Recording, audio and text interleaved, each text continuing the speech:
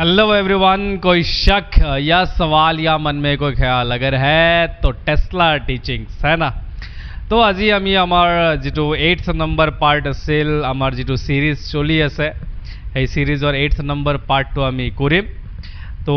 Already আমি যোৱাকালি লৈ চাইছো যে যেতিয়া আমাৰ বৈদ্যুতিক দ্বিমেৰু কি বৈদ্যুতিক দ্বিমেৰুক আমি যেতিয়া সুষম বৈদ্যুতিক মানে ক্ষেত্ৰত ৰাখো বা বিষম বৈদ্যুতিক ক্ষেত্ৰতো ৰাখো কি হয় তাতে টৰ্কৰ সৃষ্টি হয় প্লাস যেতিয়া বিষম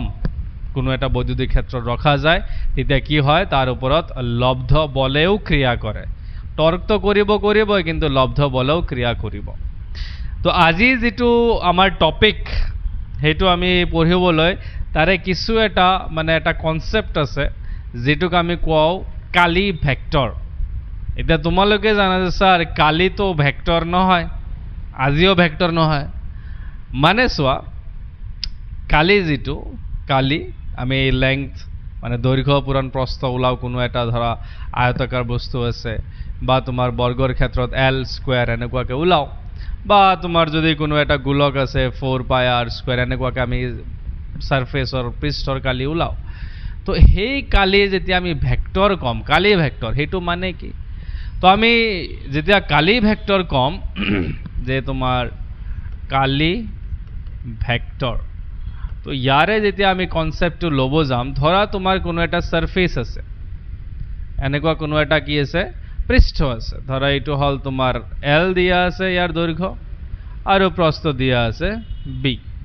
তো ইয়াৰ নৰমালি যদি মই কালি ওলাব বিচাৰো কালি ধৰা a তুমি কি ওলাবা l * b ধুনিয়াকে ওলাই দিবা। তেতিয়া হলে আমাৰ কালি ভেক্টৰটো কি বস্তু যে কালি ভেক্টৰটো হল যে তুমি কি কৰিবা এই যেটো এৰিয়া আছে কালি ওলাইছা হেতুৰ তো ম্যাগনিটিউড থাকিবই প্লাস ইয়াৰে লগত এটা তুমি ডাইৰেকশন দি দিবা আৰু এই যেটো ডাইৰেকশন এইটো সদায় কি থাকিব সদায় যেটো তোমাৰ পৃষ্ঠ আছে পৃষ্ঠৰ লম্বভাৱে থাকিব। কি থাকিব লম্বভাৱে থাকে। বুজি পাইছানে তোমালোকে যে এই যেটো n ক্যাপ যেটো হেই কালিৰ লগত জড়িত আমি এটা কি দিম ডাইৰেকশন দিম সেই ডাইৰেকশনটো কি হ'ব সদায় পৃষ্ঠৰ লম্বভাৱে থাকিব। এতিয়া চোৱা যে মোৰ ওচৰত ধৰা এনেকুৱা এটা পৃষ্ঠ আছে এতিয়া তোমাক মই সুধিলো যে এই পৃষ্ঠকালিটো কোনটো দিশত থাকিব, তো তোমাৰ আনসাৰ এইটো হ'ব পাৰে যে স্যাৰ মোৰ এইটো দিশত থাকিব, কোনোবা এইটো ক'ব পাৰে স্যাৰ এইটোৰ তলত দিশত থাকিব কাৰণ দুটা পৃষ্ঠই কি দুটা পৃষ্ঠই তোমাৰ লম্বভাৱে আছে আৰু ডাইৰেকশনটো যেটো আমি এই কালি ভেক্টৰৰ দিশ যেটো চাও এটো কি পৃষ্ঠৰ লম্বভাৱে থাকে। তো ইয়াতেও এটা পাম ইয়াতেও এটা পাম, তো এই দুটাৰ যিকোনো এটা যেটো দিশ বা কালি ভেক্টৰৰ দিশ সেইটোই আমি ল'ব লাগিব যে সমতল পৃষ্ঠ বা তোমাৰ যে খোলা পৃষ্ঠ এনেকে লিখিব পাৰো যে খোলা পৃষ্ঠ এটাৰ বাবে যে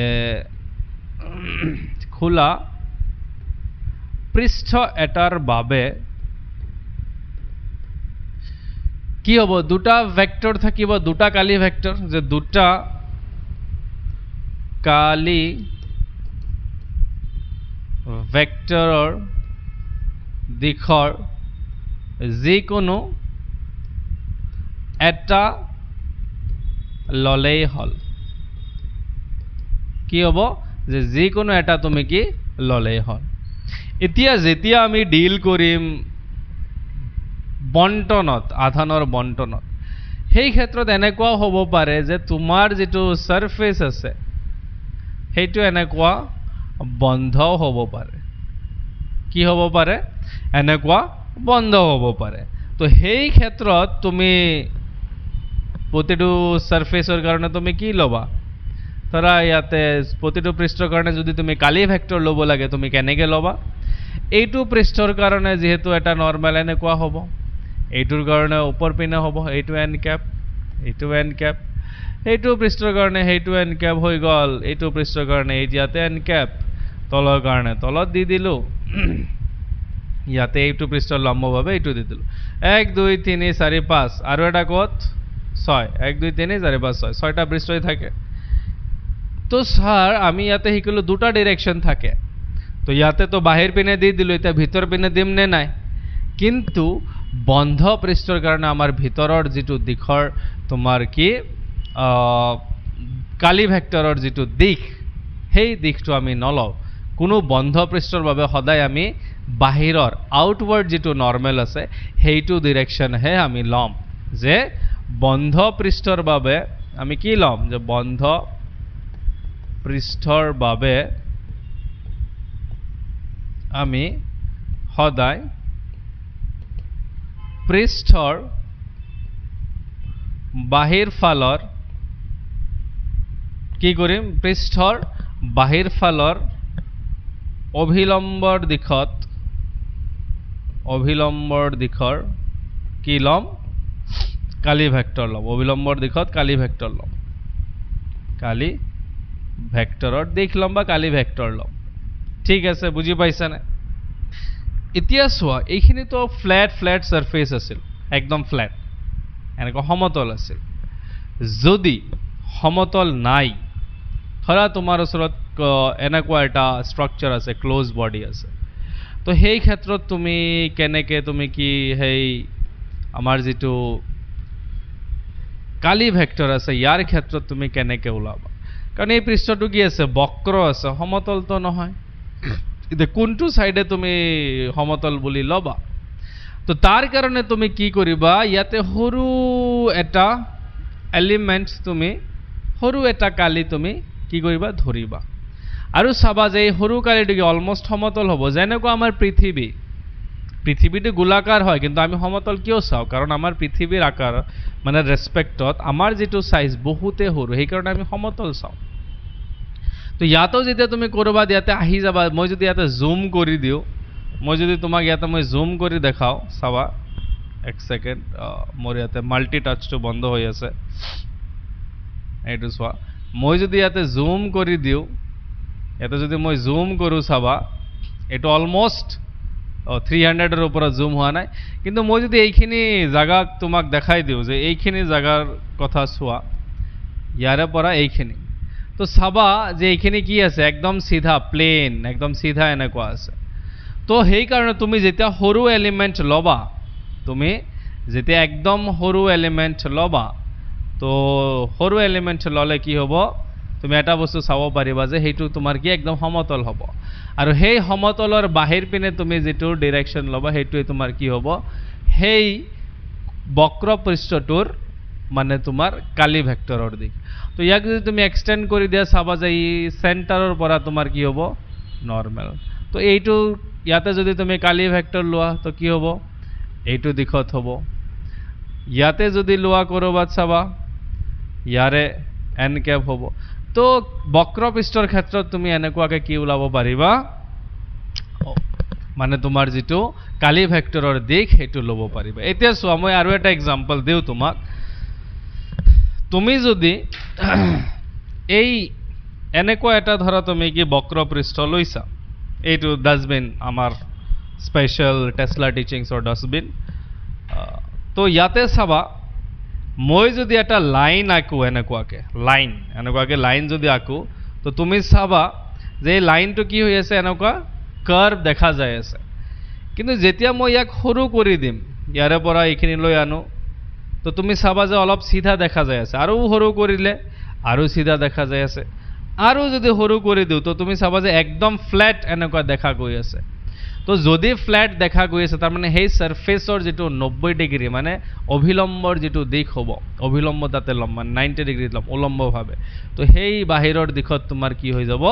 আমাৰ বৈদ্যুতিক যিটো তোমাৰ কি হ'ব? কালি ভেক্টৰ, বৈদ্যুতিক নহয়, কালি ভেক্টৰ যিটো আছে তাৰ দিশ আহি যাব। তো তোমালোকে আই হোপ গম পাইছা যে কিয়, ক'ৰ পৰা কালি ভেক্টৰ, ক'ত কি হ'ল। এতিয়া কালি ভেক্টৰ আমি কিয় পঢ়ি আছোঁ? কালি ভেক্টৰ পঢ়াৰ এটাই ৰিজন আছে, আমি বৈদ্যুতিক ফ্লাক্স, আমি কি পঢ়িব লাগে? বৈদ্যুতিক ফ্লাক্স বা বৈদ্যুতিক অভিবাহ বুলিও কোৱা হয়। ইয়াক কি বুলি কোৱা হয়? বৈদ্যুতিক অভিবাহ বুলিও কোৱা হয়। তো এই টপিকটো পঢ়িবলৈ আমি কি ব্যৱহাৰ কৰিম বা আমি কি কৰিম বৈদ্যুতিক ফ্লাক্স বা বৈদ্যুতিক অবিবাহ মানে সেই টপিকটো পঢ়িবৰ কাৰণেহে আমি কি পঢ়িলো এইটো কালি ভেক্টৰ বুলি পঢ়িলো হয় না নাই তো বৈদ্যুতিক ফ্লাক্সটো কি বস্তু চোৱা যদি তোমাৰ ওচৰত কি আছে এটা এনেকুৱা ধৰণৰ এটা এৰিয়া আছে এনেকুৱা ধৰণৰ তোমাৰ কি আছে এটা এৰিয়া পৃষ্ঠ আছে এই পৃষ্ঠৰ মাজেৰে যেতিয়া বৈদ্যুতিক ফিল্ড বৈদ্যুতিক ক্ষেত্ৰ ইয়াৰ মাজেৰে পাৰ হৈ যাব ইয়াক আমি কি বুলি কওঁ বৈদ্যুতিক অভিবাহ বুলি কওঁ ইয়াক কি বুলি কওঁ বৈদ্যুতিক অভিবাহ বুলি কওঁ তোমালোকে ইয়াত কনফিউজন এইটো নকৰিবা যে আমি ইয়াতে যেহেতু বৈদ্যুতিক ক্ষেত্ৰ ৰেখা আঁকিছো তো কিছুমানে ভাবিব পাৰে এনেকুৱা কৰবাত ডেফিনেশ্যন পোৱা যায় য'ত নেকি কোৱা হয় যে যিমানটা তোমাৰ বৈদ্যুতিক ক্ষেত্ৰ কোনো এটা এৰিয়াৰ মাজেৰে পাৰ হৈ যায় আছে ইয়াকে বৈদ্যুতিক অভিবাহ বা ফ্লাক্স বোলে কিন্তু এই ডেফিনেশ্যনটো ভুল কিয় ভুল বৈদ্যুতিক ক্ষেত্ৰ ৰেখা মই যিমান পাৰোঁ সিমান আঁকিব পাৰিম বা মই কেতিয়াও কাউণ্ট কৰিবতো নোৱাৰিম না যে মই কিমানটা বৈদ্যুতিক ক্ষেত্ৰ ৰেখা পাৰ কৰিম মই বস্তুটো চাবই নোৱাৰোঁ তো যিকোনো এটা এৰিয়াৰ মাজেৰে আমি কি ক'ম যে যিকোনো এটা পৃষ্ঠৰ মাজেৰে কিমানখিনি বৈদ্যুতিক ক্ষেত্ৰ পাৰ হৈ গৈ আছে দ্যাট ইজ আৱাৰ বৈদ্যুতিক অভিবাহ বা বৈদ্যুতিক ফ্লাক্স ইয়াক আমি ফাই সৰুকে এটা ই লিখা এইটো আখৰেৰে বুজাও যে ফাই তো চোৱা বৈদ্যুতিক ফ্লাক্স যে আছে এইটো কাৰ কাৰ ওপৰত নিৰ্ভৰ কৰিব যে যেতিয়া এই পৃষ্ঠটো মই যদি অলপ হেলনীয়া কৰি দিওঁ তেতিয়া চাবা যে ইয়াৰ মাজেৰে বৈদ্যুতিক ক্ষেত্ৰ যিখিনি পাৰ হৈ আছিল সেইটো ৰিডিউচ হৈ যায় কম হৈ যায় তো ইয়াৰ ওপৰত নিৰ্ভৰ কৰি আছে না নাই যে আমাৰ যিটো এৰিয়া সেই এৰিয়াৰ অৰিয়েণ্টেশ্যনৰ ওপৰত নিৰ্ভৰ কৰি আছে যে আমাৰ এইটো কেনেকৈ ৰাখে তো এই যিটো বৈদ্যুতিক ফ্লাক্স ইয়াৰ এটা ফৰ্মুলা আছে যিটো নেকি আমি এনেকুৱাকৈ লিখো phi is equal to E A cos theta E এ কি লিখো কজ থিটা য'ত এই থিটাটো হ'ল থিটা কি হয় যে তোমাৰ ভেক্টৰ ই ভেক্টৰ আৰু যিটো তোমাৰ কালি ভেক্টৰৰ দিশ আছিল ইয়াৰ তোমাৰ কি মাজৰ কোণ তে ইয়াৰ জায়গাত যদি কোনোবা এ লিখা কোনো প্ৰব্লেম নাই কিন্তু এই যিটো এ আছে এইটো তুমি কিন্তু এটা বস্তু ভাবিব লাগিব এইটো কালি নহয় কালি ভেক্টৰ তো সেই কালি ভেক্টৰৰ এটা দিশও থাকিব তো সেই কালি ভেক্টৰৰ দিশ আৰু বৈদ্যুতিক ক্ষেত্ৰৰ দিশৰ মাজৰ কোণটো তোমাৰ কি এই থিটা বুজি পাইছা তো এতিয়া চোৱা মই যেতিয়া এতিয়া এই কজ থিটা আমি ইয়াতে লিখিছো হয় নে নাই তো এইটো আহিল ক'ৰ পৰা সেইটো চাওঁ আমি যদি মই ইয়াতে মোৰ যিটো প্লেন আছিল সেই প্লেনটোক মই এনেকুৱাকৈ বেকা কৰি দিলোঁ প্ৰথমত চিধা আছিল এতিয়া মই কি কৰি দিছোঁ এনেকুৱা বেকা কৰি দিছোঁ তো মোক এতিয়া কোৱা যিহেতু মই বেকা কৰিছোঁ এই পৃষ্ঠৰ কাৰণে মোৰ বৈদ্যুতিক মানে তোমাৰ যিটো কালি ভেক্টৰৰ দিশ কোনটো সাইডে হ'ব এইটো সাইডে হ'বনে সেইটো সাইডেও হ'ব কিন্তু মই লৈ ললো মোৰ ইজি হয় এইটো সাইডে ললে মোৰ ভাল লাগে মোৰ ভাই মই পছন্দ না তো সব বৈদ্যুতিক ক্ষেত্ৰ এনেকৈ গৈ আছে তোমাৰ কালি ভেক্টৰৰ যিটো দিশ এইটো সাইডত আছে তো মাজত আহি গ'ল এটা এংগল থিটা তো আমি ইয়াৰ কি ল'ব লাগিব প্ৰতিচ্ছবি বা প্ৰজেকশ্যন ল'ব লাগিব যে আমাৰ এইটো সাইডৰ যিটো প্ৰজেকশ্যন তো চোৱা থিটাৰ অপজিটত সাইনৰ কম্পনেন্ট উপাংশ থাকে আৰু ইয়াতে কি থাকিব চাবা যদি এইটো এৰিয়া ভেক্টৰ এ আছিল তো এইটো কি আহি যাব এ কস থিটা আৰু এই যেটো প্ৰজেকশ্যন সেইটোৱে আমি কি ইয়াতে ল'ব লাগে সেইটোৱে আমি কি কৰিব লাগে ইয়াতে ল'ব লাগে আৰু সেই কাৰণে আমি ফৰ্মুলা ঠিক এনেদৰে লিখো যে phi is equal to E A cos থিটা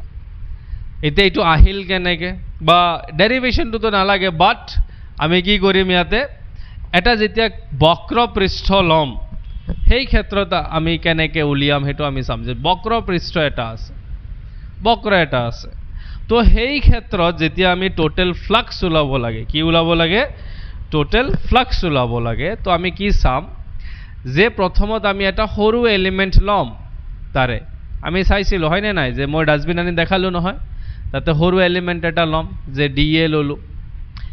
তো যেহেতু ডিএ ললো তো মোৰ ফ্লাক্সটো কি আহিব সৰু আহিব যে d phi is equal to মোৰ ই ডিএ কস থিটা যেহেতু ডিএ কস থিটাত আছে তো আমি এটোক যদি ভেক্টৰ ফৰ্মত লিখো কিবা প্ৰবলেম হ'ব জানো ই ডট ডিএ সিন্স আমি কি লিখিব পাৰো যে এ ভেক্টৰ আৰু বি ভেক্টৰৰ যেটো ডট প্ৰডাক্ট হয় এটোক আমি কি লিখিব পাৰো যে এ ভেক্টৰৰ ম্যাগনিটিউড আৰু বি ভেক্টৰৰ ম্যাগনিটিউড ইনটু cos থিটা আৰু ইয়াৰ পৰা আমি কি পাম যে d phi is equal to e dot da বুজি পাইছা না নাই কিন্তু এইটো আমাৰ কি একদম সৰু এটা কি ফ্লাক্স আহিছে যে ধৰা তোমাৰ এনেকুৱা এটা বক্ৰ আছে কৰবাত এটা ক্লোজ সাৰফেসে আছে ইয়াৰ পৰা সৰু এটা এৰিয়া লৈছা ইয়াৰ পৰা কিমান ফ্লাক্স ওলাইছে এটো তুমি কম পাইছা কিমান যে d phi is equal to e dot da এতিয়া যদি তোমাৰ কি লাগে মুঠ কি লাগে ফ্লাক্স তুমি কি কৰিবা মুঠ ফ্লাক্সৰ কাৰণে ধুনিয়াকে ইয়াক ইন্টিগ্ৰেট কৰি দিবা ইন্টিগ্ৰেশন কৰিলে কি আহে গোটেইখিনি সাম হৈ যাব মোক যোগ দি দিব তো ইয়াতো কি আহিব e ডট da তো ইয়াৰ পৰা তুমি কি লিখিব পাৰা এইটো কি হৈ যাব যেহেতু আমি জানো ইন্টিগ্রেশন অফ x dx কি হৈ যায় x তো d phi কি হৈ যাব phi তো ইয়াৰ পৰা আহি যাব phi ইলেক্ট্ৰিক ফিল্ড বাহিৰত da তোমাৰ ইয়াতে আহি যাব আৰু ইন্টিগ্ৰেশন অফ da তোমাক কি দিব a দিব আৰু ইয়াৰ পৰা আমি কি লিখো phi is equal to e dot a আৰু e dot a ক আমি কিহত কনভাৰ্ট কৰিব পাৰো phi is equal to e a cos theta কি theta cos theta তো ইয়াৰে পৰা আমি কমপ্লিটলি কি আমি ফ্লাক্সৰ যেটো ফৰ্মুলা ইয়াতে আমি পাই যাও যেটো phi is equal to e a cos theta তো এইটো এটা যেটো নেকি আমি ভেক্টৰ ফৰ্মত লিখিলো আৰু ইয়াতে তোমাৰ কি বৈদ্যুতিক ক্ষেত্ৰৰ ম্যাগনিটিউড এৰ ম্যাগনিটিউড আৰু cos থিটা আহি গল এতিয়া ফ্লাক্স যে আছে ফ্লাক্স এটা কেনেকুৱা কোয়ান্টিটি হ'ব ফ্লাক্স এটা স্কেলাৰ কোয়ান্টিটি হ'ব কেনেকুৱা স্কেলাৰ ৰাখি বুজি পাইছানে তোমালোকে যে ফ্লাক্স এটা কি হ'ব স্কেলাৰ ৰাখি কিয় স্কেলাৰ ৰাখি হ'ব চোৱা আমি সদায় জানো যে দুটা ভেক্টৰ ৰাশিৰ ডট প্ৰডাক্ট ইয়াতে ডট প্ৰডাক্ট হৈছে না নাই ই ডটে দুটা ভেক্টৰ ৰাশিৰ ডট প্ৰডাক্ট সদায় কি হয় স্কেলাৰ হয় তোমালোকে পাইছিলা ফাৰ্স্ট ইয়াৰত কি পাইছিলা ধৰা তোমাৰ ওচৰত x1 i ক্যাব আছে প্লাস y1 j ক্যাব আছে প্লাস z1 k ক্যাব আছে ঠিক আছে এইটো এটা ধৰা হয়তো ভেক্টৰ আছে a ভেক্টৰ আৰু ধৰা তোমাৰ ওচৰত b ভেক্টৰ এটা আছে যে x2 i cap plus y2 j cap plus z2 k cap এনেকুৱা এটা b ভেক্টৰ দিয়া আছে তো যদি তুমি a ডট b কৰিব লাগে তো তুমি কি কৰা x1 into x2 plus y1 into y2 plus z1 into z2 কৰা নে নাই মাল্টিপ্লাই কৰি দা a2 লগত a2 plus y1 into a2 z1 into a2 কৰি বাস তোমাৰ এই নাম্বার এটা আহিব ইয়াতে কি আহিব এটা নাম্বার আহে না নাই তো নাম্বার তো স্কেলার বা ভেক্টর তো নহয় স্কেলার বা ভেক্টর তো নহয় সরি নাম্বারটো তো স্কেলার হয় ভেক্টর তো নহয় না তো সেই কাৰণে আমি কি কৰিম যে a ডট b কি ইয়াতে যেটো আছে সেই কাৰণে আমাৰ যদি ফ্লাক্স যেটো হয় যেটো ডট প্ৰডাক্ট হয় ই সদায় কি হ'ব এটা স্কেলাৰ ৰাখি হ'ব এটা ইয়াৰ একক কি হ'ব সোৱা ইয়াৰ এসআই একক যে ফ্লাক্সৰ এসআই একক হ'ব সোৱা ফ্লাক্স মানে আমি কি জানো যে ই ডট এ কস থিটা বাদ দিলোঁ মই, কাৰণ কস থিটাৰ কোনো আমি হেৰি নাপাম, ইউনিট মানে সেই ইউনিট ইয়াতে ইউজ নকৰিম। তো চোৱা বৈদ্যুতিক ক্ষেত্ৰৰ কি হয় নিউটন পাৰ কুলম, এৰিয়াৰ কি হয় মিটাৰ স্কুৱেৰ। তো এটা এছ আই ইউনিট কি আহিল নিউটন পাৰ কুলম মিটাৰ স্কুৱেৰ। আৰু এটা আছে এছ আই ইউনিট, কাৰণ আমি জানো যে বৈদ্যুতিক ক্ষেত্ৰৰ আৰু এটা ইউনিট কি ভোল্ট পাৰ মিটাৰ, লগতে এৰিয়াৰ মিটাৰ স্কুৱেৰ। এইটো এটা কেঞ্চেল, তো ইয়াতে কি আহিব ভোল্ট মিটাৰ। তো এইটো এটা ৰাশি হয় মানে তোমাৰ একক হয় নিউটন পাৰ কুলম মিটাৰ স্কুৱেৰ, এইটো এটাও কি হ'ব তোমাৰ একক হ'ব।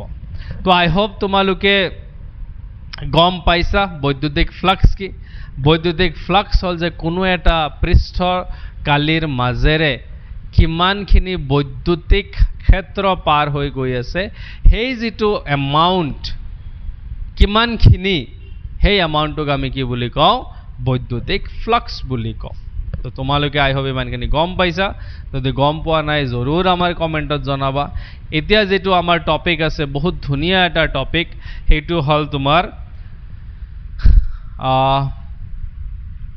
আধানৰ, আমি লিখিম আধানৰ অবিচ্ছিন্ন বণ্টন। অবিচ্ছিন্ন বণ্টন, যে আধানৰ কি কি এইটো অবিচ্ছিন্ন বণ্টন, যে আধান অবিচ্ছিন্নভাৱে কেনেকৈ সিঁচৰিত হৈ থাকে, হয়নে? চোৱা আমাৰ যিটো ৰিয়েল লাইফ আছে, কাৰণ আমি কিতাপত কিবা এটা পঢ়ি আছোঁ, থিয়ৰী কিবা এটা চাই আছোঁ, কিন্তু আমি যেতিয়া এই চেপ্টাৰটো ষ্টাৰ্ট কৰিছিলোঁ সদায় আমি চাইছিলোঁ যে এটা আধান, তাৰ কাৰণে বৈদ্যুতিক ক্ষেত্ৰ, বা দুটা আধান আছে তাৰ মাজত বল, কুলমৰ বল, বা দুটা আধান আছে তাৰ কাৰণে আমি ক'ৰবাত বৈদ্যুতিক ক্ষেত্ৰ ওলাইছোঁ, হয়নে নাই? তো এটা বা দুটা আধানৰ কথা কৈছোঁ। কিন্তু আমাৰ যদি ৰিয়েল লাইফ চোৱা তাতে সেই এটা দুটা আধানেদি নহয়। আমাৰ কি হয়, আমাৰ ইয়াতে এটা দুটা আধান নাথাকে, আমাৰ আধানবোৰ কি হৈ থাকে সিঁচৰিত হৈ থাকে। সব জায়গাতে আমাৰ আধানবোৰ কি হৈ থাকে সিঁচৰিত, মানে এটা বস্তু তোমালোকে মিলিয়নছ এণ্ড মিলিয়নছ অফ কি পাবা আধান পাবা, হয়নে? তো এই যিটো আধানৰ অবিচ্ছিন্ন বণ্টন তিনি ধৰণৰ আছে, তিনি ধৰণৰ আমাৰ কিতাপত যদি দিয়া আছে সেইটো আমি পঢ়িব লাগিব। সো প্ৰথমটো আমাৰ যিটো আধানৰ বণ্টন আছে এইটো হ'ল তোমাৰ, আমি বণ্টনৰ ক্ষেত্ৰত চাম পৃষ্ঠ আধান ঘনত্ব। এতিয়া পৃষ্ঠ আধান ঘনত্বত প্ৰথমত চাম যে পৃষ্ঠ আধানৰ বণ্টন কাক বোলে, যে যদি কোনো পৃষ্ঠত, যদি কোনো পৃষ্ঠত আধান কি হৈ থাকে সিঁচৰিত হৈ থাকে। এতিয়া এই যিটো পৃষ্ঠ আছে এইটো বেকাও হ'ব পাৰে চিধাও হ'ব পাৰে, কোনো প্ৰব্লেম নাই। সিঁচৰিত হৈ থাকিলে তাক পৃষ্ঠৰ অবিচ্ছিন্ন বণ্টন বোলে, অবিচ্ছিন্ন বণ্টন বোলে। আৰু এতিয়া মোক কি লাগে যে পৃষ্ঠ আধান ঘনত্ব লাগে। ঘনত্ব মানে কি তোমালোকে জানাই, ρ = মাছ পাৰ ইউনিট ভলিউম, মানে প্ৰতি একক আয়তনত থকা ভৰ। ঠিক তেনেদৰে যেতিয়া আমি পৃষ্ঠৰ কথা কৈ আছোঁ, পৃষ্ঠত কি থাকে কালি থাকে, তো প্ৰতি একক কালিত কিমান আধান আছে সেইটোৱে আমাৰ পৃষ্ঠ আধান ঘনত্ব। তো আমি কি লিখিম যে প্ৰতি একক কালিত থকা আধানৰ মানক, বা ইয়াতে লিখি দিম পৃষ্ঠ এটাৰ প্ৰতি একক কালিত থকা আধানৰ মানক পৃষ্ঠ আধান ঘনত্ব বোলে, পৃষ্ঠ আধান ঘনত্ব বোলে। ঠিক আছে, এতিয়া পৃষ্ঠ আধান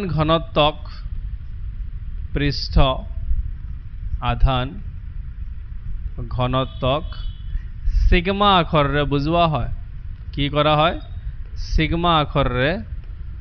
বুজোৱা হয়। আমি কি কৰোঁ, যিটো তোমাৰ আধানৰ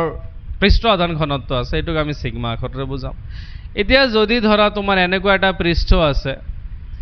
বহুত ডাঙৰ পৃষ্ঠ কিন্তু তাৰ পৰা তুমি সৰু এটা কি লৈছা এলিমেন্ট লৈছা যে যদি পৃষ্ঠ এটাৰ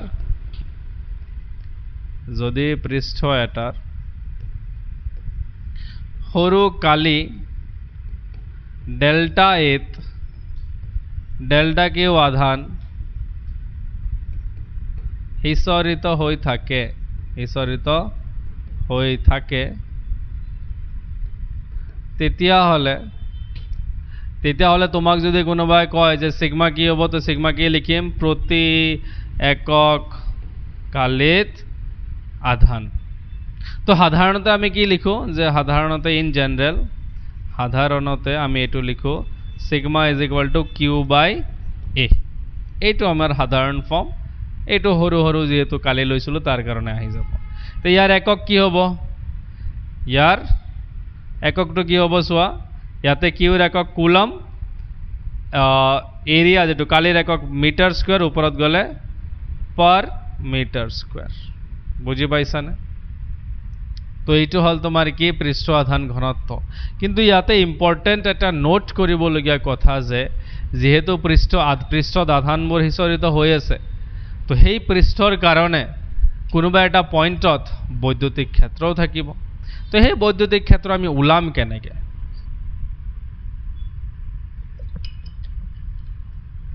সেই বৈদ্যুতিক ক্ষেত্ৰ আমি উলাম কেনেকে তো সেই বৈদ্যুতিক ক্ষেত্ৰটো উলাবলৈ প্ৰথমে আমি এটা ধৰা চিত্ৰ এনেকুৱাকে ধৰিলো এনেকুৱা এটা চিত্ৰ আছে যে মোৰ এটা ইয়াতে কি আছে এনেকা ধুনিয়া এটা কি আছে সাৰফেস আছে আৰু এই সাৰফেসত কি হৈ আছে আধানবোৰ এনেকুৱাকে হিসৰিত হৈ আছে আৰু ইয়াৰ কাৰণে আমাৰ কোনোবা এটা বিন্দু আছে পি বিন্দু এই পি বিন্দুত মোৰ কি লাগে বৈদ্যুতিক ক্ষেত্ৰ লাগে তো তাৰে কাৰণে প্ৰথমে মই কি কৰি ললো ইয়াতে এটা সৰু এলিমেন্ট সৰু এটা কি ললো এনেকুৱা এটা এৰিয়া ললো যত নেকি তোমাৰ আধান কিমান হিসৰিত হৈ আছে ডেল্টা কিউ আৰু এৰিয়াটো কিমান ডেল্টা এ ইয়াৰে পৰা এইটোৰ তোমাৰ যেটো অৱস্থান ভেক্টৰ হেতু কিমান আছে ধৰা r ভেক্টৰ আছে আৰু তাৰ পৰা p লৈ যেটো অৱস্থান ভেক্টৰ আছে হেতু আমি কি ধৰি ললো r ড্যাশ কি ধৰি ললো r ড্যাশ তাৰ পিছত তো ৰিজাল্টেন্ট কি আহি যাব তোমালোকে জানা ইয়াৰে পৰা কোনখিনিত আহিব এইটো ৰিজাল্টেন্ট আহি গল ইয়াতে আমি কি দি দিলো এইটো হল তোমাৰ r যেটো ৰিজাল্টেন্ট মুচুল অফ দা ভেক্টৰ তো এতিয়া আমি কি উলাব লাগে যে p বিন্দুত বৈদ্যুতিক ক্ষেত্ৰ উলাব লাগে তো p বিন্দুত যদি মই বৈদ্যুতিক ক্ষেত্ৰ উলাব লাগে p বিন্দুত বৈদ্যুতিক ক্ষেত্ৰ তো p বিন্দুত বৈদ্যুতিক ক্ষেত্ৰ কি হ'ব e vector is equal to 1/4 pi epsilon naught q divided by কারণ ফর্মুলা কি e is equal to kq by r square ইয়াতে আধান কি হ'ব ইয়াতে চোৱা আধানটো আমাৰ সৰু আছে না নাই তো আমি সৰু আধান লম ইয়াতে কি আহিব ডেল্টা কিউ ডিভাইডেড বাই তোমাৰ ডিসটেন্স কিমান আছে এটো চোৱা r ড্যাশ এটোৰ whole square into r dash cap এতিয়া চোৱা ইয়াতে তোমাৰ ডেল্টা কিউ আছে that delta Q is equal to ইয়াৰ পৰা কি আহি যাব সিগমা ইনটু ডেল্টা এ আহিব না নাই তো ডেল্টা কিউৰ জায়গাত মই কি বহাব পাৰিম যে 1/4 pi epsilon not sigma into delta q divided by r dash vector whole square into r dash cap কিন্তু তোমালোকে জানা যে এই যেটো মান আহিছে এই মানটো কেনেকুৱা মান আহিছে এই মানটো আহিছে তোমাৰ সৰু এটা মান কাৰণ ডেল্টা কিউ লৈছিল এটা মোৰ গোটেই সাৰফেসটোৰ কাৰণে লাগে গোটেই পৃষ্ঠটো তো ইয়াৰ পৰা মুঠ তোমাৰ বৈদ্যুতিক ক্ষেত্ৰ কিমান হ'ব বৈদ্যুতিক ক্ষেত্ৰ পৃষ্ঠটোৰ বাবে তো মই কি কৰি দিম যোগ কৰি দিম যে electric field is equal to 1/4 pi epsilon naught summation of sigma delta Q divided by r dash whole square r dash cap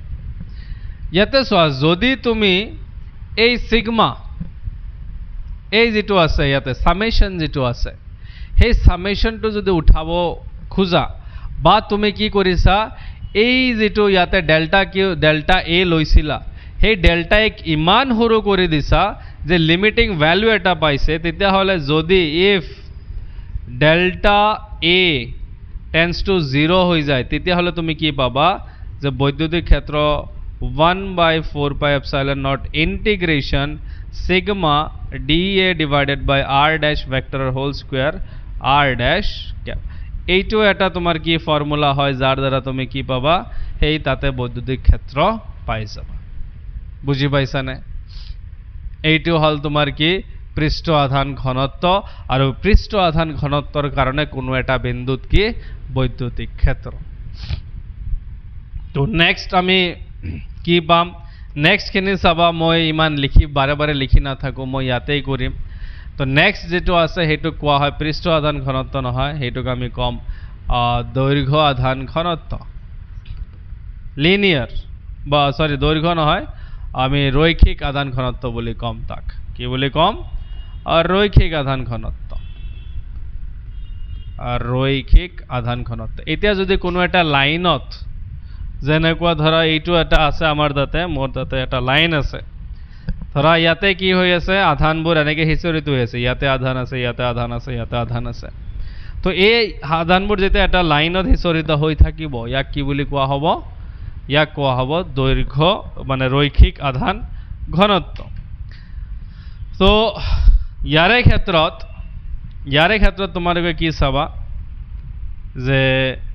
যেনেকুৱা ঘনত্ব আছিল, তো আমি কি প্ৰতি একক দৈৰ্ঘ্যত থকা তোমাৰ আধানৰ সংখ্যা, হয় না নাই? তো যদি কোনো পৃষ্ঠত নহয়, এবাৰ আমি কি কি লিখি দিম ইয়াতে, যে যদি কোনো পৃষ্ঠত নহয়, যদি কোনো ৰেখাত, কি লিখি দিম, ৰেখাত কি হয় আধান হিচৰিত হৈ থাকিলে তাক আমি কি বুলি কম, যে ৰৈখিক আধানৰ বণ্টন বুলিম, যে ৰৈখিক কি আধানৰ অবিচ্ছিন্ন বণ্টন বুলিম।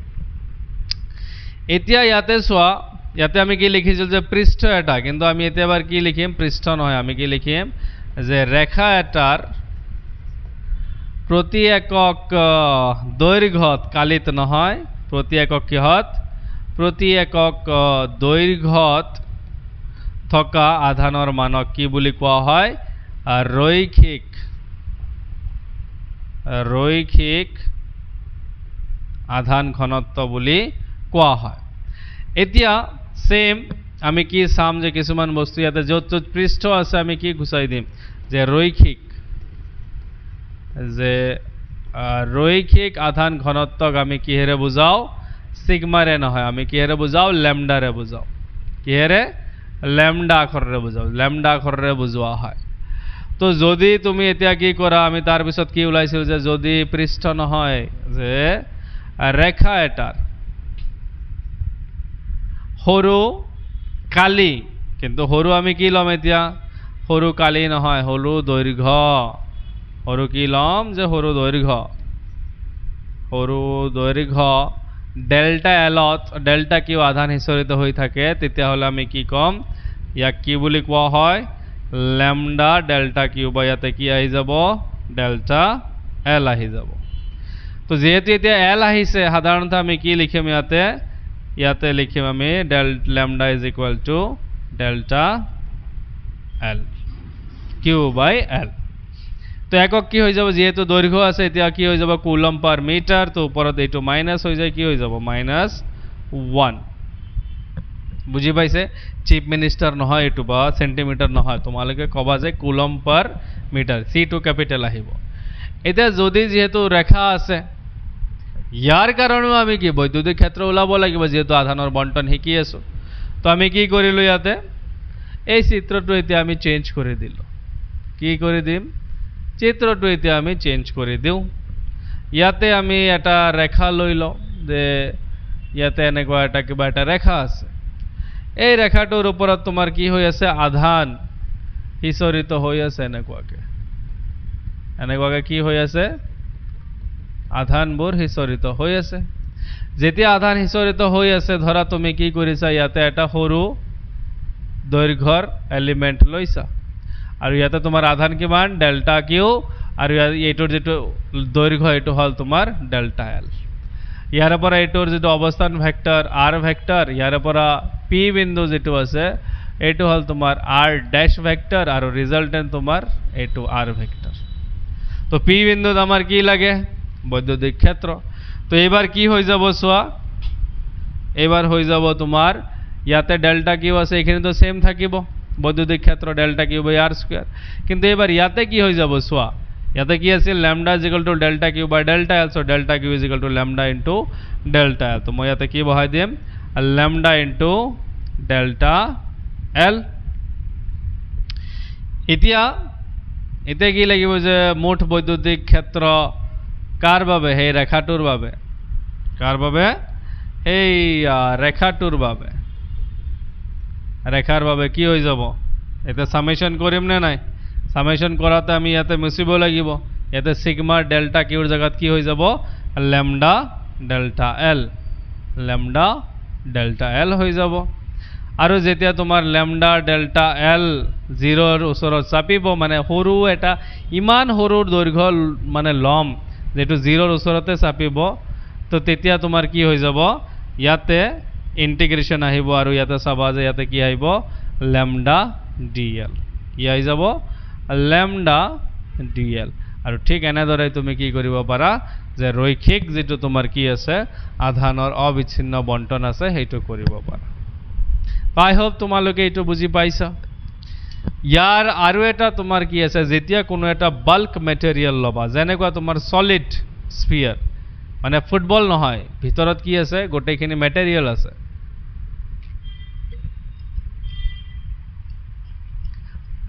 যেনেকুৱা মই তোমাক কি বস্তু দেখাম তুমি বুজি পাবা মোৰ ওচৰত এনেকুৱা কোনো বস্তু হা এইটো আছে এটা মই কেপাসিটৰটো দেখাব পাৰিম তোমাক